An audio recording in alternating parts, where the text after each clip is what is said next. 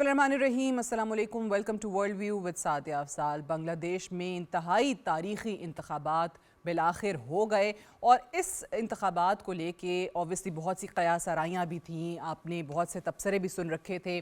सबसे ख़ास बात इन इंतखाबात की ये थी कि एक ऐसी जमात और उसकी सरबराह जिन्होंने बांग्लादेश में 15 साल इक़्तिदार संभाला हो, पिछले अगर 15 साल कंसेक्टिव आप देखें तो उनकी जो पॉलिसीज़ रही हैं उस पे आपको बरबला आवाम की तनकीद भी नज़र आई और फिर वो तनकीद इस हद तक बढ़ी कि जुलाई 2024 में हमने बाकायदा एक अपराइजिंग देखी, एक तहरीक चली जिसने शेख हसीना वाजिद की इस हुकूमत का तख्ता उल्टा और फिर शेख हसीना वाजिद को भारत भागने पे मजबूर कर दिया। अब ये जो इंतखाबात हुए हैं ये अगर आप देखें तो सिर्फ़ और सिर्फ इंतखाबात ही नहीं थे, पार्लियामेंट के अंदर सीटें या ज़्यादा नशस्तें जीत लेने ही मकसद नहीं था, इसके साथ साथ एक बहुत अहम रेफरेंडम भी हुआ है, अवाम की राय भी तलब की गई है।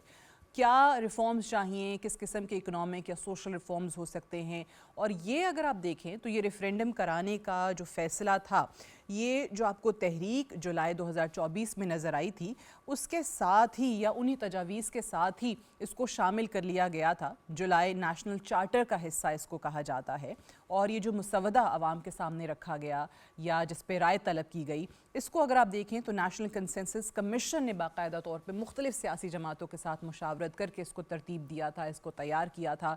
ज़ाहिरी बात है इसमें अवामी लीग नहीं थी, उसके अलावा तमाम जमातें शामिल थीं। अच्छा, अब मुकाबला जो मेन कंटेंडर्स आपको नज़र आते हैं, बांग्लादेश नेशनलिस्ट पार्टी जो कि former prime minister late prime minister Khaleda Zia की जमात और उनके बेटे तारिक रहमान जिन्होंने कंटेस्ट किया, जो कि वज़ारत उज़्मा के उम्मीदवार भी हैं, जो सरबराह हैं अब BNP के, और 17 साल एग्ज़ाइल के बाद वो बांग्लादेश लौटे और उनको किस तरीके से अवाम ने उनका खैर मकदम किया वो तमाम मनाज़र सब ने देखे। अभी तक की जो इतलात है, BNP ने 209 नशस्तें हासिल कर ली हैं, कहीं जगहों पर आपको ये नंबर 213 भी नज़र आता है। बहरहाल 2/3 अक्सरियत हासिल करने में वो कामयाब हो गए हैं। दूसरी तरफ आप देखें तो जमात इस्लामी और उनके साथ दीगर इत्तेहादी जमातें थी जिन्होंने 77 नशस्तें अभी तक हासिल की हैं। और जो बांग्लादेश का ये जो कौमी रेफरेंडम आपको नज़र आ रहा है उसमें भी 73% यानी 73% लोगों ने वोट किया है कि उनको ये इस्लाहात चाहिए, उनको ये रिफॉर्म्स चाहिए। और हमारे हुकूमत की तरफ से, सदर की तरफ से भी और वज़ीर आज़म साहब की भी तरफ से BNP को, तारिक रहमान को बहुत ज़्यादा मुबारकबाद भी दी गई है और ख़ास तौर से बांग्लादेश की आवाम को बहुत ज़्यादा मुबारक, क्योंकि ये जो मरहला मुकम्मल हुआ है ये उन्हीं के बायस हुआ है। जब आवाम की एक तहरीक आपके ख़िलाफ़ उठ खड़ी हो, जो कि हमने शेख हसीना वाजिद के केस के अंदर देखा, सो फिर अवाम ही फ़ैसला करते हैं कि उनका आने वाले दिनों में या मुस्तकबिल का रहनुमा कौन होगा और वो मुल्क को किस डायरेक्शन में लेकर जाना चाहते हैं। बांग्लादेश के इंतखाबात हो गए, लेकिन इसके साथ साथ ख़ित्ते में भी बहुत ज़्यादा तब्दीलियाँ रूनमा हो रही हैं, चाहे वो बांग्लादेश की वो पॉलिसी हो जो कि हमेशा से इंडिया के या उनके वज़ीर आज़म नरेंद्र मोदी के अंडर इन्फ्लुएंस रही हो, उसकी तब्दीली जो कि वहाँ के अवाम की डिमांड है। फिर पाकिस्तान के साथ जो क़ुर्बत है उसमें आपको इजाफ़ा देखने को मिल रहा है। बहुत सारी ऐसी चीज़ें हैं जो बांग्लादेश के लिए और ओवरऑल ख़ित्ते के लिए आने वाले दिनों में बहुत एक ट्रांजिशन के फेज़ से गुज़र रही हैं और किस जानिब जा सकती हैं, इन तमाम चीज़ों पे ज़रा आज बात करते हैं। और मुझे बड़ी खुशी है कि मेरी फॉर्मर कॉलीग भी हैं, सुमेरा ख़ान सीनियर तज्ज़ियाकार हैं और उन्होंने तारीख़ी इंतखाबात जो हैं वो बांग्लादेश में ढाका में कवर किए हैं। बहुत बहुत शुक्रिया Sumera for joining me on world view. सबसे पहले तो आपको भी मुबारक हो कि एक बांग्लादेश में तारीख़ रकम होते हुए देखी है आपने और बहुत ही अच्छे तरीके से इंतखाबात हो गए। सबसे पहले तो बताइए कि क्या ख़दशात जुड़े हुए थे इन इंतखाबात को लेके, इससे पहले जिस तरीके से इस पूरे प्रोसेस को डिरेल कराने की कोशिश की गई, अवामी लीग के जो स्टेटमेंट्स आए, जो शेख हसीना वाजिद के खिताबात हुए, उन पे बहुत ज़्यादा तनकीद हुई, उन्होंने किस तरीके से पूरी दुनिया को कहा कि जी इसको रुकवाएं और ये वन साइडेड है, तो ख़दशात क्या थे मज़ीद अवाम के वहाँ पे? बहुत शुक्रिया Sadia, and I definitely am missing the time when we were working together in PTV back in the time. और अभी के लिए आपकी बात मैं बिल्कुल उससे अग्री करूंगी। इट वाज ए मोमेंटम इन बांग्लादेश। मैं जब उतरी हूँ यहाँ बांग्लादेश ढाका में, ایک ہسٹری رہی ہے ہماری، تلخ ہسٹری رہی ہے. دل میں خدشات بھی تھے کہ پتہ نہیں کیسے ملتے ہیں لوگ، کس طرح سے گریٹ کریں گے، مگر ہمارے سب خدشات، سب غلط فہمی ثابت ہوئے. People, they just embraced us with overwhelming, emotions, outbursting emotions. اور کتنی مرتبہ میں کام کر رہی ہوتی تھی تو لوگ کہتے تھے ہمارے گھر چلیں چائے کے لیے، کھانے کے لیے، یا they just wanted to host us. اور خواتین بہت یہاں پہ ایک فیکٹر، بڑا اسٹرانگ فیکٹر ہے. I must comment that. Go کے پاور کوریڈورز میں ان کا شیئر کم ہے، مگر خواتین یہاں بہت انرجیٹک ہیں، بہت اوور ویلمنگ ان کی ریپرزنٹیشن ہے اسٹریٹ ویو کے اندر. Now coming to the point you raised, propaganda was immense. بالکل. I'd been reading the newspapers, I'd been receiving feed of Indian media.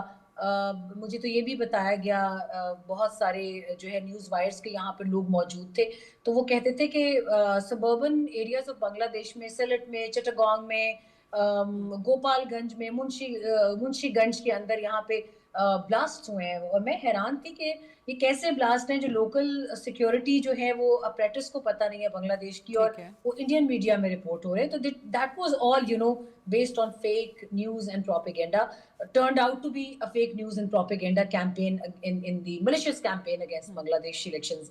اچھا، جیسے جیسے حسینہ واجد بات کر رہی تھی بھارت میں، ویسے ویسے یہاں پہ بنگلہ دیش میں ٹیمپریچر اور زیادہ ہو رہا تھا لوگوں کا.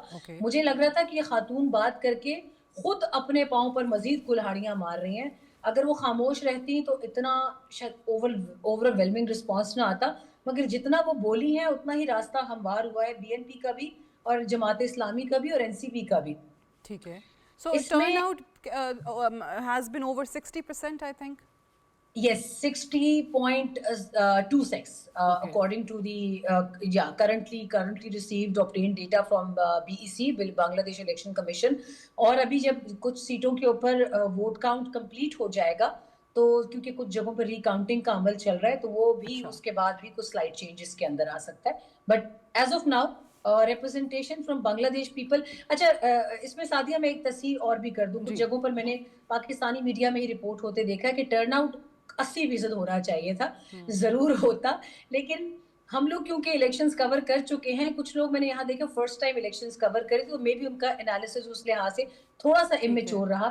اگر یہ وقت 7:30 بجے تک جاتا، ایکسٹینڈ ہوتا، تو ووٹر ٹرن آؤٹ یقینی طور پر 80 یا 90% بھی جا سکتا تھا. اس قدر بھیڑ تھی پولنگ اسٹیشن سے. تو پھر کیوں نہیں بڑھایا گیا اگر آلریڈی آپ کو کیوز نظر آ رہی تھی لوگوں کی پولنگ اسٹیشنز کے باہر؟ Exactly. I spoke to the Election Commission office اور انہوں نے بڑی اس میں ذمہ دارانہ جواب دیا. انہوں نے کہا کہ دیکھیں ایک ہاسٹائل آلریڈی کیمپین جو ہے on the condition of anonymity, he said that کہ مطلب اتنا بیس لیس پروپیگنڈا چل رہا ہے کہ جو ایک فکس ٹائم ہے آفیشیل، ہم چاہ رہے ہیں کہ خوش اسلوبی سے اس میں الیکشن ہو جائے اور آگے کی زندگی ہے انشاءاللہ تعالیٰ. آگے آنے والے الیکشن ہمیشہ اس طرح فری اینڈ فیئر اسی بیسس پر کنڈکٹ کیے جائیں گے. So we are valuing, the interest of common man more than our own, wish and whim. تو ہم چاہتے ہیں کہ صبح 7:30 سے 4:30 تک خوش اسلوبی کے ساتھ، خیریت کے ساتھ سب کچھ ہو جائے. اور ٹائم ایکسٹینڈ اس لیے نہیں کریں گے کہ we don't want to give room to, the hostile actors specifically present in Bangladesh. بالکل صحیح ہے. اچھا، آپ نے ابھی خواتین کا ذکر کیا. اوبیسلی پاکستان کی طرح بنگلہ دیش کی بھی جو آدھی آبادی ہے وہ خواتین پر ہی مشتمل ہے.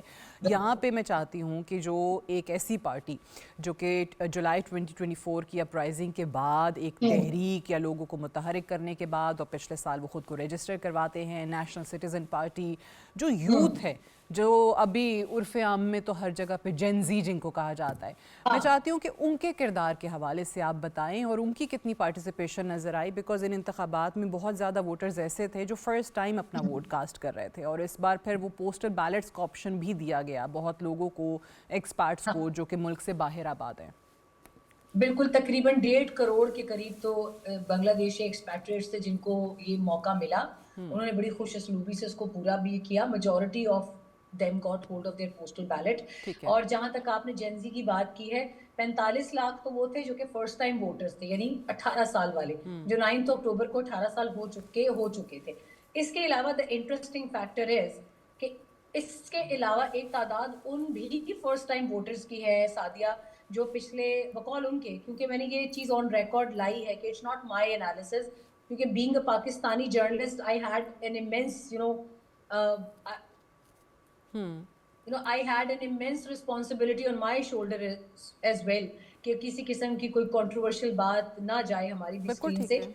تو انہوں نے بھی کہا کہ 17 سال سے ہم نے ووٹ ہی نہیں دیا, ہم خود اس مرتبہ 35 سال کے ہو گئے ہیں مگر ہم اس مرتبہ پہلی بار ووٹ دیں گے. تو اٹ میکس دا نمبر تقریباً 1 کروڑ سے زیادہ.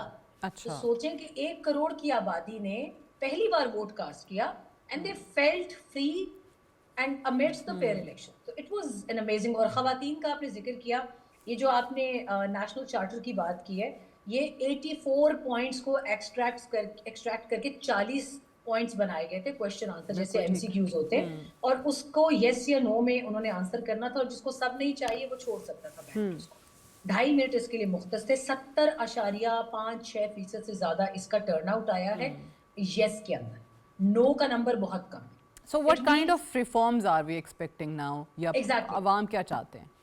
اس میں انہوں نے چیلنج کیا ہے کہ کیا آپ خواتین کو دیکھنا چاہتے ہیں آنے والے وقتوں میں زیادہ پاورفل رول میں, کیونکہ اپرائزنگ میں بہت ساری لڑکیوں نے بہت بہادری دکھائی ہے. They want the number of women to be increase in parliament, جو کہ ابھی 50 کا نمبر ہے, ریزرو سیٹس کا میں بھی اب بڑھ جائے.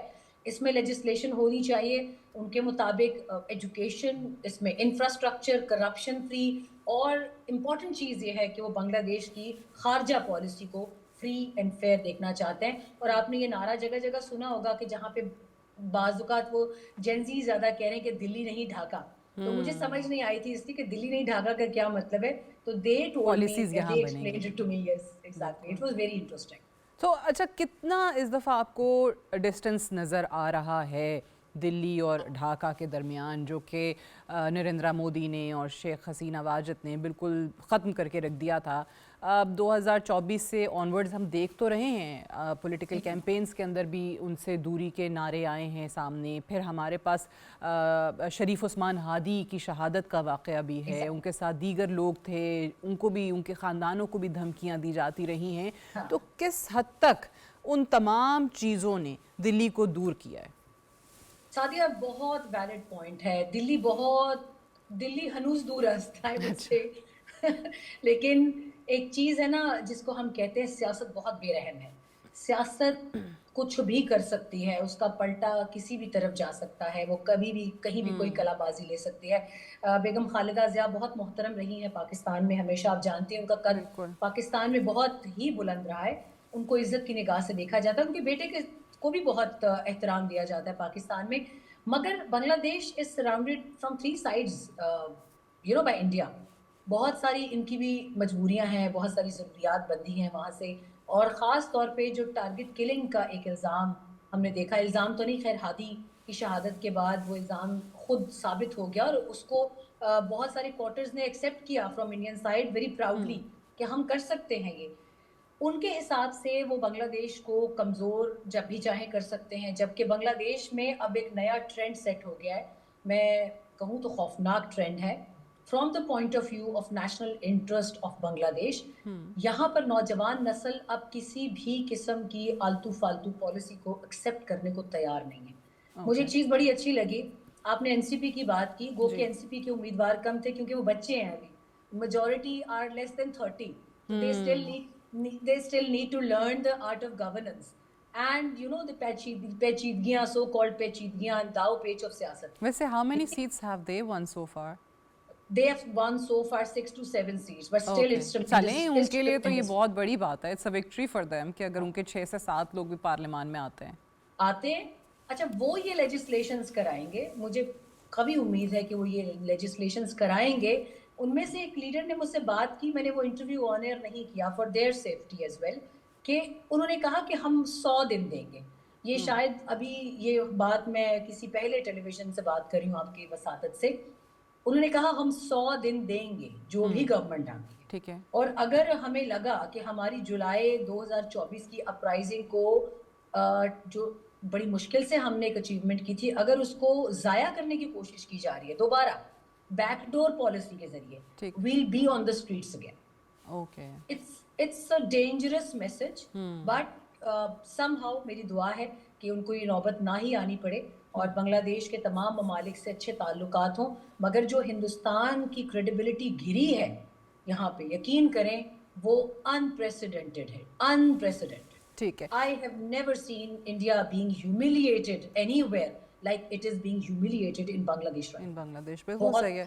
And obviously while we are discussing this election in Bangladesh we should not forget the role of Dr. Yunus جنہوں نے عبوری حکومت کا نظام بڑے اچھے طریقے سے سنبھالا اور ملک کے لیے ایک ڈائریکشن سیٹ کر دی ہے. آپ کو کیا لگتا ہے کہ بی این پی یا وزیر اعظم بننے کے بعد طارق رحمان صاحب جو ہیں وہ اسی ڈائریکشن پہ چلیں گے یا یہی عوام کی توقع ہے کہ ڈاکٹر یونس کی جو گائیڈ لائنز ہیں ان کو فالو کیا جائے؟ اور اسی کا دوسرا حصہ کہ جو انڈیا کی ہم بات کر رہے ہیں، وی ہیو سین کہ جی انڈیا اور بنگلہ دیش نے دوبارہ سے تعلقات بہتر کرنے کی بات کی، ان کے دونوں کے این ایس ایز بھی ملے، لیکن بنگلہ دیش کی جو پہلی ڈیمانڈ ہے وہ یہ ہے کہ ہماری مجرم ہے، کانوکٹڈ ہے، آپ اس کو ہمارے حوالے کریں ہماری former prime minister Sheikh Hasina Wajid کو. آپ کو لگتا ہے کہ اس میں کوئی پیش رفت ہوگی؟ مجھے لگتا ہے کہ ہوگی، کیونکہ اگر آپ انڈین میڈیا اٹھا کر دیکھیں تو پورا بھارتی میڈیا اس وقت اپنی گورنمنٹ کو لعنت اور ملامت کر رہا ہے. وہ ان کو کہہ رہے ہیں کہ آپ اپنے آپ کو آئسولیٹ کر رہے ہیں. You are away from Nepal, you are away from Bangladesh, you are away from already obviously Pakistan سے اوے کا تو سوال ہی پیدا نہیں ہوتا. پاکستان نے تو خود ٹھوکر مار کر پرے کیا ہوا ہے ان کی ہر چیز کو. You are away from Bhutan, even Bhutan چھوٹا سا نقشے پر ایک ملک ہے. And you are away from Maldives. Maldives نے آپ کو اپنا ایک ملٹری بیس فوری طور پر خالی کرنے کو کہا. It's a big big big achievement. اور سارک کے ساتھ تعلقات بحال کرنے کو اس وقت بھارتی میڈیا زور دے رہا ہے. تو یہ یقیناً سعدیہ اس الیکشن بھی اور بڑا کریڈٹ جو ہے پیچھے ہم نے جو بنیان المرصوص میں کیا ہے اس کے بعد سے تو کہانی اکثر تبدیل ہو چکی ہے. تو لہٰذا ابھی ان کی ڈیمانڈ بڑے سٹرن ورڈز کے اوپر ہے. بنگلہ دیش ویک فوٹنگز پر نہیں ہے، چاہے ان کی جتنی بھی ان کے ساتھ کوریڈورز ملتے ہوں یا ان کی مجبوریاں ہوں.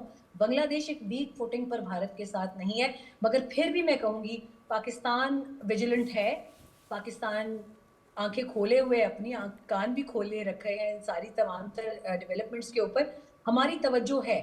ہم صرف اتنا چاہتے ہیں کہ خطے کا کوئی بھی ملک ہمارے خلاف ایز اے پراکسی یوز نہ ہو. ان کو پوری آزادی ہے وہ اپنی فورن پالیسی آزادانہ رکھیں، جس مرضی ملک سے رکھیں، ہمیں قطعاً کوئی اعتراض نہیں ہے. مگر جہاں ہماری نیشنل سیکیورٹی ڈینٹ ہوگی وہاں پاکستان اوبویسلی حق ریزرو رکھتا ہے اپنی تمام تر باتوں کو سامنے کے نصرول، آپ نے کہا کہ اس معاملے میں شیخ حسینہ واجد کی واپسی کے بارے میں یا حوالگی کے بارے میں کوئی پیش رفت ہو سکتی ہے. They have an extradition treaty دونوں ممالک کے درمیان ہے، لیکن ابھی تک ہم دیکھ رہے ہیں کہ اس میں بہت زیادہ ایکسکیوزز دی جا رہی ہیں کہ جی یہ دیکھیں گے کہ کیا اس کا اطلاق اس کیس کے اوپر ہوتا ہے یا نہیں ہوتا ہے. سو مختلف توجیحات کہہ لیجئے، بہانے کہہ لیجئے، وہ پیش کیے جا رہے ہیں.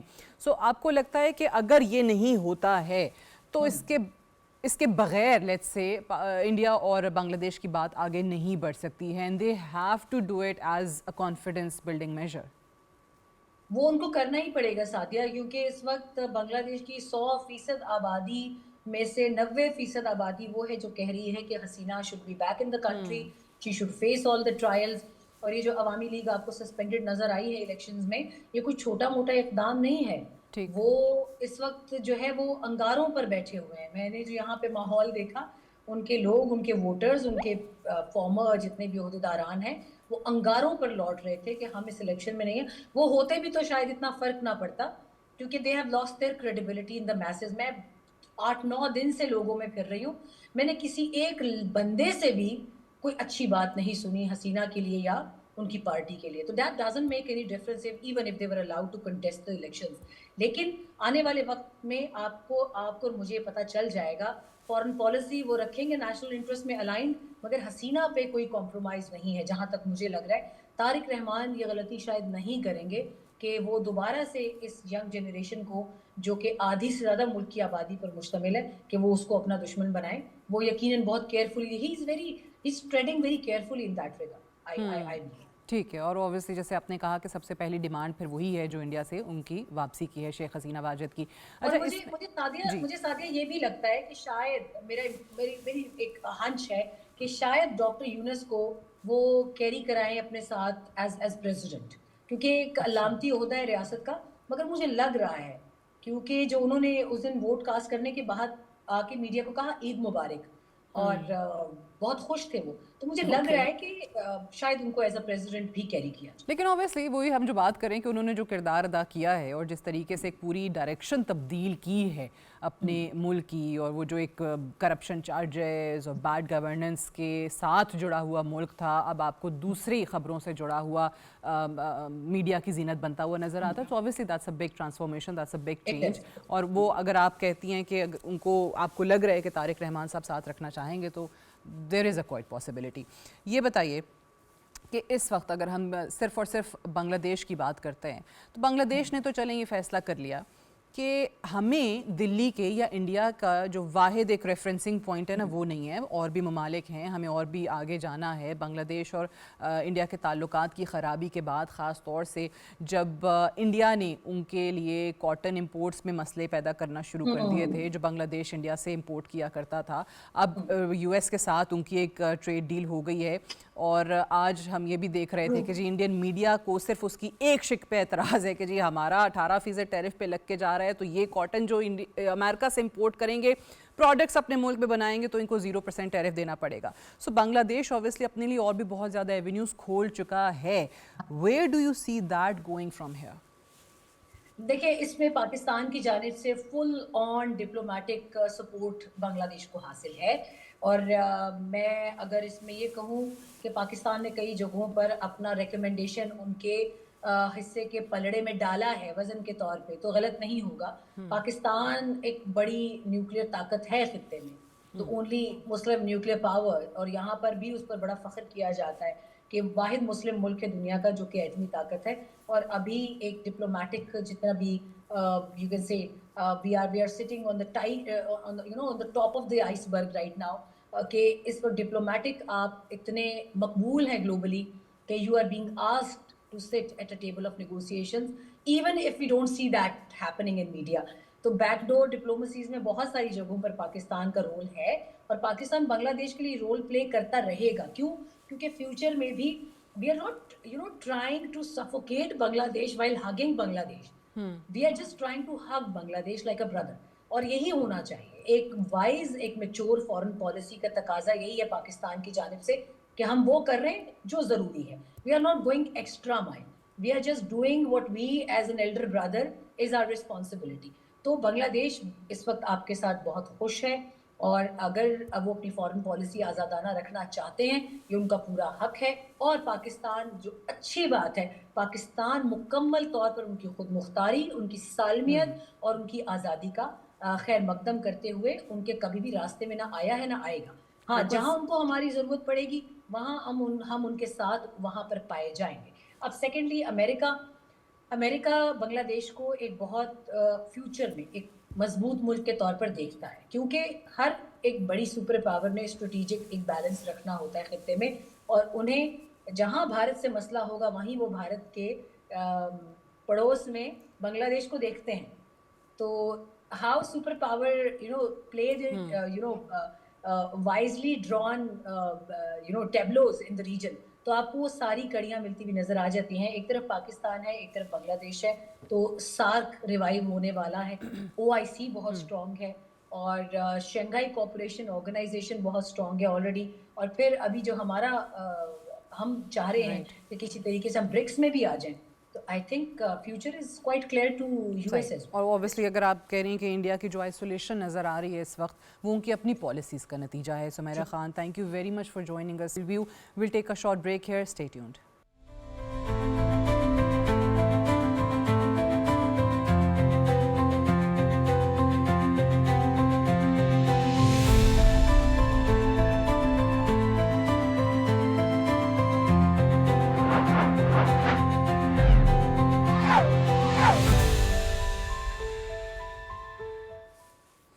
Welcome back to world view with Sadia Afzal. Pakistan की जो ख़ास तौर से दहशतगर्दी के ख़िलाफ़ कोशिशें रही हैं, जिसमें पाकिस्तान ने ख़ुद भी बहुत ज़्यादा कुर्बानियाँ दी हैं, चाहे वो हमारे शहरियों की शहादतों का मामला हो, या फिर जो पाकिस्तान की इकॉनमी کو नुकसान पहुंचा है वो किसी से ढका छुपा नहीं है, लेकिन एक लंबे अरसे तक हम देखते आए हैं कि शायद पाकिस्तान को भी ये शिकायत रही कि उन कुर्बानियों का एतराफ़ उस तरीके से नहीं होता जैसे होना चाहिए था। लेकिन अब वो वक्त आ चुका है कि पाकिस्तान का जो एक कलीदी किरदार रहा है दहशतगर्दी के ख़िलाफ़ और जिस जंग के अंदर पाकिस्तान की आपको कुर्बानियाँ नज़र आती हैं, अब दुनिया उसकी मोतरफ़ भी है, उसका ज़िक्र भी कर रही है और पाकिस्तान को जो क्रेडिट देना चाहिए था वो भी देती हुई नज़र आ रही है।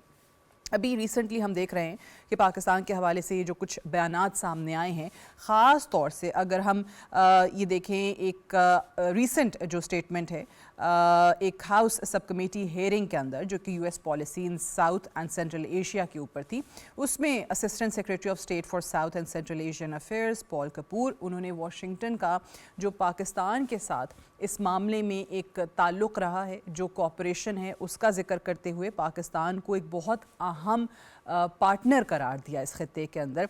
पाकिस्तान एक इम्पॉर्टेंट पार्टनर है साउथ एशिया के अंदर, ये उनके बयानात थे। फिर सिलसिला यहाँ पर ही नहीं रुकता है, जो यूएस की तरफ से माजी में भी अगर पाकिस्तान को कुछ रिजर्वेशंस रही हैं कि चाहे वो प्रेसिडेंट ट्रंप जब अपने पहले दौरे इक़्तिदार में थे, सो पाकिस्तान के लिए जो F-16s की जो मेंटेनेंस एड थी, मिलिट्री एड थी, उसको बंद कर देना हो, फिर वही प्रेसिडेंट जब अपने दूसरे टेन्योर में आते हैं तो वो आते साथ ही सबसे पहला जो बयान पाकिस्तान के हवाले से देते हैं तो वो अफ़गानिस्तान को याद करते हैं। एबी गेट जो हमला हुआ था उसमें उसका जो मास्टरमाइंड था उसको पकड़वाने में पाकिस्तान ने जो किरदार अदा किया है उसकी तारीफ़ करते हैं, और फिर वही प्रेसिडेंट उसी एड को जो उनके दौरे हुकूमत में सस्पेंड हुई थी उसको भी बहाल करते हैं। सो आपको एक पूरा पैटर्न नज़र आता है। पैटर्न क्या नज़र आता है कि पाकिस्तान जो आलमी सतह पर कामयाबियां हासिल कर रहा है, चाहे वो मिलिटरीली अगर आप देखें या फिर अगर आपको डिप्लोमेसी के मैदान में नज़र आती हैं, तो वो तमाम तर चीज़ें अब लोगों के सामने आ रही हैं और बाकायदा उसका जिक्र भी हो रहा है।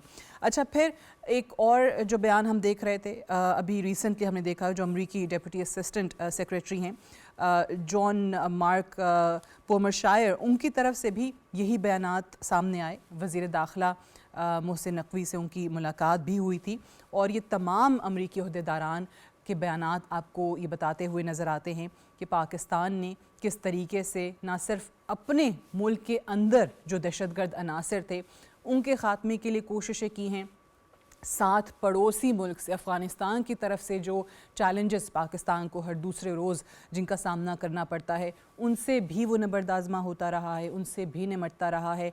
फिर एक और पड़ोस में जो मुल्क, वहाँ से साजिशें आपको भारत की जो नज़र आती हैं पाकिस्तान के ख़िलाफ़, पाकिस्तान के अमन को डिस्टेबलाइज़ करने की कोशिश की जाती है, उनके ख़िलाफ़ भी लड़ता रहा है। और अगर पूरे रीजन की बात करें तो एक तरीके से इन्हीं एफ़र्ट्स की वजह से आप आज ये कह सकते हैं कि पाकिस्तान जो है वो अपने रीजन में अमन कायम करने के लिए एक बाकायदा ज़ामिन के तौर पे सामने आया है। रिसेंटली ईरान की सूरत हाल भी आपने देख ली, जब इज़राइल और ईरान की 12 रोज़ की जंग भी हुई थी, सो उस जंग को फैलने से रोकने में भी पाकिस्तान ने जो किरदार अदा किया उस पे आपको ईरानी पार्लियामेंट तशक्कुर पाकिस्तान के नारे बुलंद करते हुए दिखाई दी, उस पे आपको ईरानी सदर पाकिस्तान आते हुए दिखाई दिए गए पाकिस्तान का शुक्रिया अदा करने के लिए।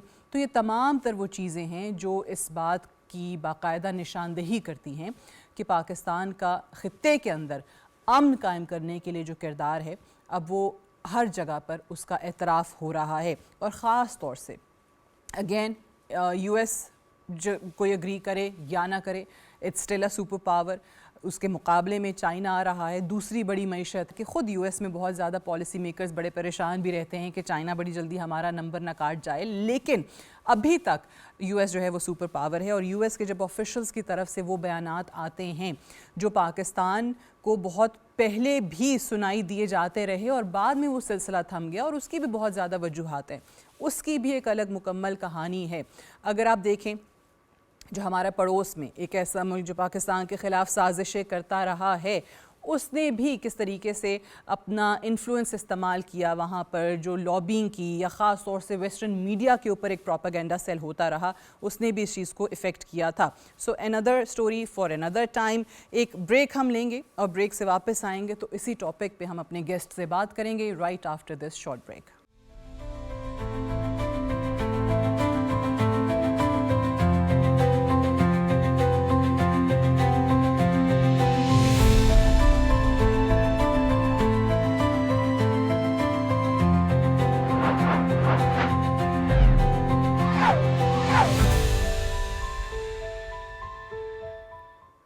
Welcome back to world view with Sadia Afzal. Break पे जाने से पहले जिस टॉपिक का हम जिक्र कर रहे थे कि पाकिस्तान का जो किरदार रहा है, जो सफारती कामयाबियां हासिल हुई हैं, दहशतगर्दी के ख़िलाफ़ जो पाकिस्तान ने कुर्बानियां दी हैं, आपको आलमी सतह पर हर कोई उसकी तारीफ़ करता हुआ दिखाई दे रहा है. इसी पे ज़रा बात करते हैं. हमें ज्वाइन करें मेजर जनरल रिटायर्ड समरेज सालिक साहब, who is a very renowned defence analyst. बहुत बहुत शुक्रिया जनरल साहब for joining me on world view. सबसे पहले तो बताइएगा कि अगर आप जो इस वक्त बयानात देख रहे हैं assistant secretary of state for south and central Asian affairs की बात करें, आप जो अमेरिकी डेप्यूटी असिस्टेंट सेक्रेटरी हैं उनकी बात करें, पाकिस्तान को एक अहम पार्टनर डिक्लेयर किया जा रहा है इस रीजन के अंदर. क्या वो मुहर्रिकात हैं जिन्होंने वाकई में ये एतराफ़ करवाया है या ये रियलाइजेशन आई है? Ma'am thank you very much. आपने मुझे प्रोग्राम में मदऊ किया. राइट एट द आउटसेट मैं कहना चाहूँगा कि ये जो वॉर ऑन टेरर है, ग्लोबल वॉर ऑन टेरर, इस पर मैंने एक बुक ऑथर की जिसका टाइटल है फाइटिंग शैडोज, और ये पब्लिश हुई थी 2019 में. और उस पर मेरा बेसिक जो नैरेटिव यही था कि पाकिस्तान ने आउट परफॉर्म किया है एक सुपर पावर को as far as global war on terrorism is concerned. हम सबको पता है कि अमेरिका एक ह्यूमिलिएशन के बाद अफगानिस्तान से उसका इनखला हुआ, जबकि पाकिस्तान ने best performance the war on terrorism में. एक छोटा सा मैं आपसे डाटा शेयर करना चाहूँगा. वर्ल्ड ओवर इस तरह की जंग में उसको कंक्लूड करने में जो एवरेज टाइम है 22 से 23 साल है. श्रीलंका जो कि हमारे जैसा एक थर्ड वर्ल्ड कंट्री है, जिसके बॉर्डर्स जो है वो उनके कंट्रोल में है, इट इज़ एन आइलैंड.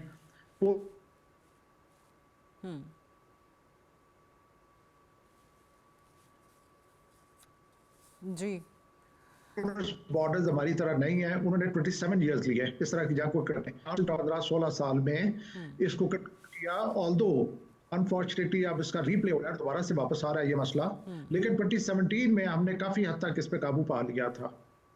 एक और डाटा जो मैं आपसे शेयर करना चाहूंगा, मैं क्रेडिट इसका देता हूँ अपने यंग लीडरशिप को, ठीक है. क्योंकि वर्ल्ड ओवर जो एवरेज निकाली जाती है कि कितने सोल्जर्स के साथ कितने ऑफिसर्स ने अपनी जान का नजराना दिया, वो मारे गए या शहीद हुए, तो अमेरिका का ये जो एवरेज है दैट इज 1:141, कि 141 सोल्जर्स और उनके साथ एक ऑफिसर मरा. पाकिस्तान की यही रेशो 1:27 है. आज भी हमारे यंग ऑफिसर्स जो है वो जान दे रहे हैं. तो मैं ये कहना चाहूंगा कि हमारे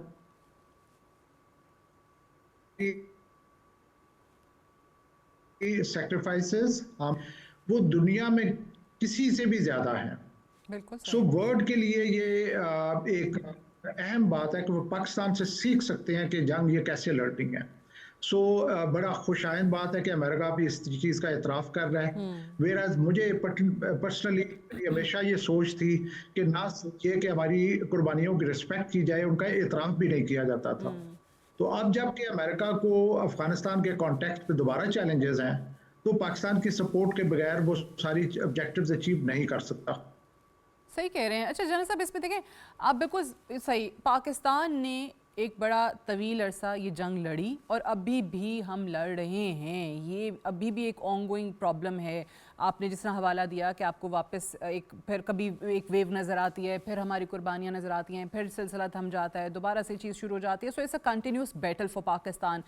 हैविंग सेड दैट, ये जो आज एतराफ़ हो रहा है, یہ اس وقت کیوں نہیں ہو رہا تھا، اور اگر ہو رہا تھا تو پھر اس طریقے سے کیوں نظر نہیں آتا تھا؟ کیونکہ دیکھیں پاکستان قربانیاں پہلے بھی دے رہا تھا، ہمارے فوجی جو ہیں وہ پہلے بھی شہید ہو رہے تھے، ہمارے جو عام سٹیزنز ہیں وہ بھی اسی طریقے سے ان دھماکوں میں شہید ہو رہے تھے، لیکن اس کے باوجود وہ جو انڈین میڈیا کا پروپیگنڈا تھا، میں انٹرو میں بھی بات کر رہی تھی کہ وہ ویسٹرن میڈیا اس پروپیگنڈا کو اس طریقے سے بائی کر لیتا تھا اور اس چیز کو اتنا زیادہ پھیلایا جاتا تھا، جو انڈین آفیشلز تھے، جو وہاں پہ یو ایس کے اندر جو لابنگ کرنے کے لیے فارمز ہائر کی جاتی تھیں، وہ اس چیز کو، ان ایفرٹس کو پاکستان کے بہت حد تک سپریس کر دیا کرتے تھے.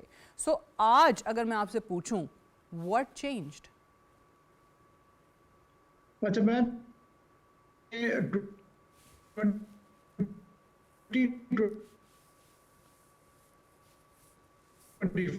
مئی 2025 کہنا چاہوں گا کہ ہمیں یہ پتا ہے کہ ہماری یو ایس کے ساتھ ریلیشن شپ ہے وہ ٹرانزیکشنل اور کلائنٹ والی رہی ہے کہ کبھی ہم بہت زیادہ ان کے نزدیک ہو جاتے ہیں، کبھی ان سے دور ہو جاتے ہیں. تو یہ پیریڈز ہمارے چلتے رہے ہیں.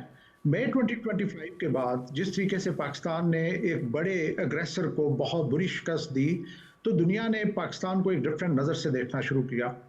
اب یہ جو اعتراف ہے، اس وقت تو چونکہ امریکہ 2021 تک امریکہ خود موجود تھا افغانستان میں، اور بلکہ ہمارے اوپر پریشر ڈالا جاتا تھا ڈو بور کا، اور یہاں تک کہ جنوری 2018 میں 1 جنوری 2018 میں پریزیڈنٹ ٹرمپ نے ایک فیمس ٹویٹ کی تھی جس میں انہوں نے کہا تھا جی کہ پاکستان نے ہمارے ساتھ ڈبل گیم کیا اور ہم ان کے ساتھ اچھا نہیں کریں گے، تھنگس لائک دیٹ. لیکن انہی پریزیڈنٹ ٹرمپ کو یہ ریئلائز ہو گیا کہ پاکستان کی سپورٹ کے بغیر وہ افغانستان میں پرویل نہیں کر سکتے. تو پھر ہمیں پتا ہے کہ اس وقت کے پرائم منسٹر عمران خان کی وزٹ ہوئی اکتوبر 2018 میں امریکہ کی. اس وقت میں سمجھتا ہوں کہ America Pakistan through its performance, military performance, دنیا پہ دوبارہ اس کی میں کہوں گا کہ ایک اسٹریٹجک ری برتھ ہوئی ہے اور پاکستان کو ایک ڈفرینٹ رسپیکٹ کے ساتھ دیکھا جا رہا ہے. کنورسلی انڈیا جو کہ ہمیشہ سے اپنے narrative, false narrative, fabricated narrative کے بیس کے اوپر پاکستان کو ایپی سینٹر آف ٹیررزم قرار دینے کی کوشش کرتا تھا، وہ بھی 2025 میں اس کا نیریٹو بہت برے طریقے سے پٹا ہے. سو یہ دونوں عوامل میرے نزدیک وہ اہم ہے، اور اس وقت جو پاکستان کی امپورٹنس ہے امریکہ کے لیے، ان ساری چیزوں کو دیکھتے ہوئے میں کہوں گا کہ امریکہ جو ہے وہ ان چیزوں کا اعتراف کرنے پہ مجبور ہے. بالکل صحیح کہہ رہے ہیں. اب ہم اس ریجن کی اگر بات کریں تو انڈیا اور یو ایس کی ٹریڈ ڈیل ہوئی، پھر بعد میں وہ خوشیاں بڑی انڈین میڈیا پہ منائی جا رہی تھی، پتہ چلا کہ نہیں اتنا فائدہ نہیں ہے، کسان جو ہیں وہ سڑکوں پر آ گئے، اپوزیشن جو ہے اس نے بات کرنا شروع کر دی. پھر بنگلہ دیش اور یو ایس کی ٹریڈ ڈیل ہوئی تو وہ انڈین میڈیا پہ واویلا ہونے لگ گیا کہ ہمارے ساتھ تو 18% ٹیرف والا معاملہ ہے، ان کے ساتھ تو جو یو ایس سے کاٹن امپورٹ ہوگی اس پہ 0% ٹیرف لگ جائے گا جب وہی پروڈکٹس جو ہیں امریکہ میں ایکسپورٹ ہو رہی ہوں گی. یہ تمام چیزیں پچھلے کچھ دنوں سے چل رہی ہیں. اب پاکستان کے ساتھ یہ جو ایک پارٹنرشپ جو اوبیسلی اعتراف اگین ہم کہہ رہے ہیں کہ جی ایک important partner in this region مانا جا رہا ہے، یہ چیز کس طریقے سے ٹرانسلیٹ کر سکتی ہے when it comes to our economy, when it comes to trade؟ دیکھیں میں یہ کہنا چاہوں گا کہ پاکستان 20ویں صدی میں بالکل سینٹر میں رہا ہے گلوبل جیو پالیٹکس میں. ہمیشہ سے دو رائیول وہ they are pushed against each other. پہلے ایک دفعہ سوویت یونین اور امریکہ رہے، پھر وہ ٹیرر آیا اور امریکہ رہے، اور اب جب کہ 21st سینچری میں اٹ از چائنا اینڈ امریکہ. میرے نزدیک پاکستان ایک دفعہ پھر ایپی سینٹر میں ہے اس رائیولری کے. پاکستان کو یہ دیکھنا ہوگا کہ جب کہ انڈیا کے خلاف ہمارا مارکا تھا تو China stood behind us like a rock. China ہمارا نیبر ہے، یو ایس ایک ڈسٹنٹ پاور ہے. China has stood with us through thick and thin. U S نے ہمیں ایز ٹرانزیکشنل ریلیشن شپ میں رکھا ہے. چائنا جو ہے وہ is the rising power, U S is a declining power. ان ساری چیزوں کو دیکھتے ہوئے میں کہنا چاہوں گا کہ اس میں تو کوئی شک نہیں کہ پاکستان کا جو اسٹریٹجک امپورٹنس ہے وہ امریکہ کے لیے بہت زیادہ انہانس ہوئی ہے. لیکن ہم نے یہ بھی دیکھنا ہے کہ امریکہ کا ساتھ دے کے کہیں ہم دوبارہ اس راستے پہ نہ چل پڑیں جس پہ ہم 20ویں صدی میں رہے ہیں، جو کہ لڑائی والا راستہ تھا. ویئرز اگر ہم چائنا کے ساتھ جاتے ہیں تو ہمیں گروتھ اینڈ ڈیولپمنٹ کی اپرچونٹی ہے سی پیک کے کانٹیکسٹ میں. میں یہ سمجھتا ہوں کہ ہمیں ابھی لڑائی کے راستے کو چھوڑنا چاہیے اور گروتھ اینڈ ڈیولپمنٹ کے راستے پہ ہمیں جانا چاہیے. اگر ہم ریجن کی بات کریں تو چاہے وہ افغانستان ہے, چاہے وہ ایران ہے, چاہے وہ ود ان پاکستان ہے, میں یہ سمجھتا ہوں کہ ریجنل کنٹریز کی انوالومنٹ سے ہم بہتر اسٹیبلٹی لا سکتے ہیں اس ریجن میں رادر دین ویسٹرن سپورٹ کے ساتھ. صحیح. اور آپ نے جس طرح سے کہا کہ گیون آر ہسٹری جو یو ایس اور پاکستان کی ہسٹری رہی ہے تو پھر اتنا تو آئی تھنک اسکیپٹسزم بنتا ہے. جنرل سمریز سالک صاحب, thank you very much for joining اس on world view. Will take a short break ہے. بریک سے واپس تو آپ دیکھ سکیں گے ہمارا editorial Sadia stack.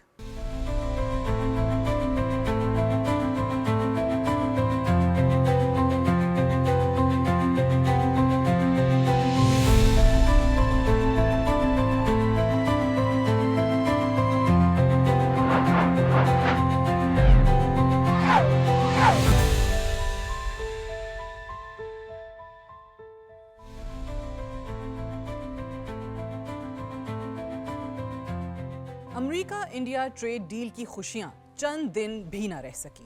Indian textile exporters اور انڈین پالیسی میکرز جو بہت زیادہ خوش تھے اور سوچتے تھے کہ اب ہماری اشیاء ایک بار پھر امریکی مارکیٹ میں داخل ہو سکیں گی, ہمیں 50% نہیں بلکہ 18% ٹیرف دینا پڑے گا, ایک بار پھر پریشانی میں مبتلا ہو چکے ہیں.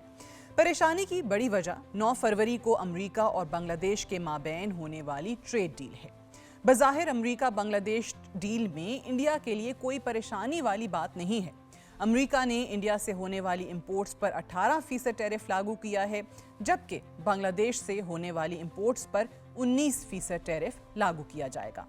لیکن امریکہ بنگلہ دیش تجارتی معاہدے میں ایک شق ایسی بھی ہے جس نے انڈین حکومت, میڈیا اور ٹیکسٹائل ایکسپورٹرز کی نیندیں حرام کی ہوئی ہیں.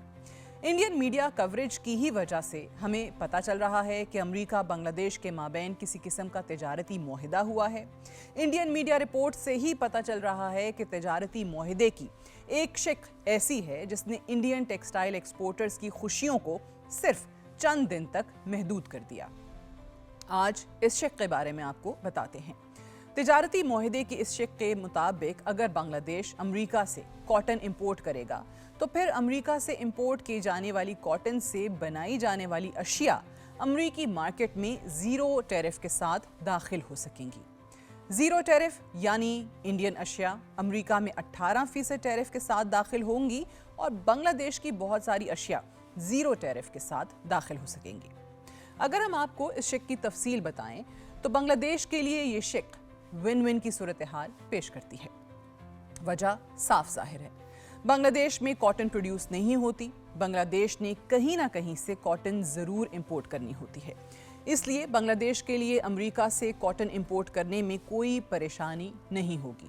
بنگلہ دیش جہاں دنیا کے دیگر اہم ممالک سے کاٹن امپورٹ کرتا ہے وہ امریکہ سے بھی کاٹن امپورٹ کر لے گا. امریکہ سے کاٹن امپورٹ کرنے سے امریکہ واپس ایکسپورٹ پر 0 ٹیرف ہوگا. انڈین ایکسپورٹرز کو اب پریشانی لگ گئی ہے کہ ہم پہلے بھی بنگلہ دیشی ٹیکسٹائل کا مقابلہ نہیں کر پا رہے تھے, اب اور مشکل ہو جائے گا. انڈیا کی مشکلات یہاں تک محدود نہیں. ایک اور اہم بات جو ٹیکسٹائل اور کاٹن سیکٹر سے جڑی ہوئی ہے, بہت سارے لوگوں کو یہ بھی معلوم نہیں ہوگا کہ بنگلہ دیش بہت بڑی مقدار میں کاٹن انڈیا سے امپورٹ کرتا ہے. دی ہندو اخبار کی رپورٹ کے مطابق سال 2024 میں بنگلہ دیش نے انڈیا سے $1.6 بلین کی کاٹن امپورٹ کی تھی. البتہ بنگلہ دیش میں حکومت کی تبدیلی کے بعد دہلی سرکار نے کاٹن کی بنگلہ دیش ایکسپورٹ کی راہ میں رکاوٹیں کھڑی کرنی شروع کر دیں, جس کے بعد بنگلہ دیش پہلے سے ہی انڈیا سے باہر دیگر ممالک سے کاٹن امپورٹ کرنے کا سوچ رہا تھا. ایسے میں بنگلہ دیش امریکہ ٹریڈ ڈیل ڈھاکہ کے لیے ہر صورت ایک بہترین ڈیل ہے. بنگلہ دیش امریکہ سے کاٹن امپورٹ کرے گا, امریکی کاٹن سے مصنوعات تیار کرے گا, پھر امریکی مارکیٹ میں بنگالی پروڈکٹس 0 ٹیرف پر ایکسپورٹ ہو سکیں گی. اس ڈیل کے ذریعے انڈیا کی پریشانیوں میں 2 طرح سے اضافہ ہوگا. پہلا, انڈین ٹیکسٹائل امپورٹس متاثر ہوں گی. دوسرے نمبر پر انڈین کاٹن ایکسپورٹس بھی متاثر ہوں گی. پہلے ہی انڈین کسان اور انڈین اپوزیشن نریندر مودی کو اس ٹریڈ ڈیل کی وجہ سے تنقید کا نشانہ بنا رہے تھے. اب لگتا ہے کہ انڈین ٹیکسٹائل سیکٹر بھی دہلی کے خلاف آواز اٹھانے پر مجبور ہو جائے گا. بلا شبہ نریندر مودی کے لیے واشنگٹن کے ساتھ تعلقات قائم کرنا एक कठिन मरहला बन चुका है। That's all for tonight. Good night and Allah Hafiz.